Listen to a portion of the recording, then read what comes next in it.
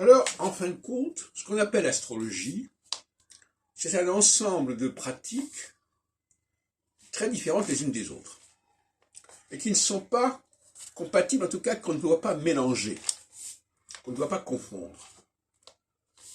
Je crois que j'en ai listé 5 ou 6. Et on nous présente comme un corpus unique, c'est-à-dire qui doit fonctionner dans sa globalité, alors qu'il s'agit de courants divers, de méthodes de pratiques diverses, qui donc n'ont pas à être combinées entre elles nécessairement, même ce n'est pas souhaitable. Alors je m'explique. Nous avons, par exemple, Michel Gauquelin et les maisons astrologiques. Les maisons astrologiques, ça n'a rien à voir avec le parcours des planètes dans le zodiaque. C'est par rapport à l'horizon, etc. Alors on a effectivement une structure quaternaire comme pour le zodiaque, avec les 4 saisons, mais là c'est l'horizon, l'axe horizontal, l'axe méridien, etc. On est toujours dans le 4. Et là, les maisons astrologiques ne tiennent pas compte de la véritable cyclicité des planètes, j'en ai parlé dans une autre vidéo, et donc on peut aussi bien avoir la Lune dans les 12 maisons le jour de la naissance que Pluton.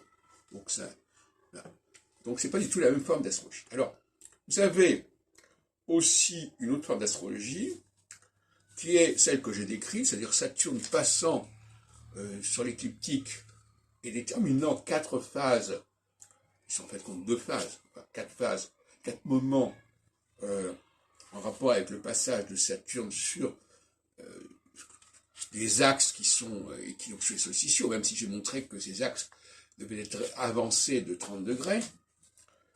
Vous avez également la question d'ascendant. Alors là aussi c'est mélangé, etc. Mais l'ascendant, c'est un phénomène qui est lié à l'horizon, à la naissance. Bon. Mais c'est lié en fin de compte aux étoiles fixes. Ça ne dépend pas des planètes.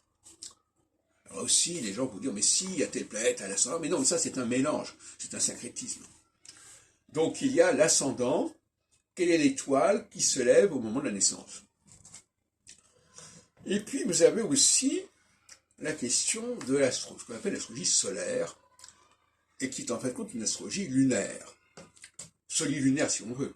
C'est-à-dire le fait d'être né, Rudyard en parle à sa façon, le fait d'être né au moment sous une lunaison particulière, le début de la lunaison correspondant en fin de compte au début d'un signe zodiacal. Bon. Alors c'est un zodiaque qui n'est pas le zodiaque des saisons, c'est un zodiaque qui est lié aux lunaisons, et que donc son point de départ n'est pas le même. Et on sait que par exemple la date de Pâques est à la fois marquée par la lunaison, la nouvelle lune, et à la fois par la question du printemps, etc. Donc il y a un mélange entre les deux.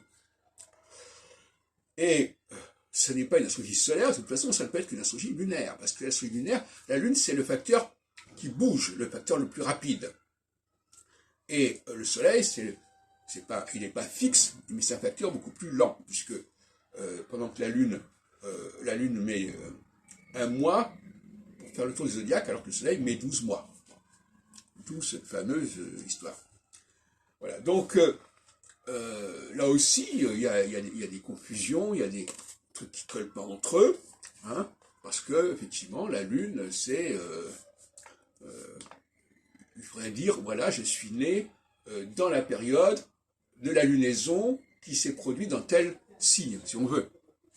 Mais là aussi, ce serait un mélange un peu bizarre. Voilà, ce que je veux dire, c'est que on a là tout un attirail de techniques, de méthodes qui s'entrecroisent, qui s'enchevêtrent, et dont beaucoup voudraient nous montrer qu'il s'agit d'un seul et même ensemble, qui s'appellerait le thème natal, avec les aspects, les maisons, les signes, etc., etc.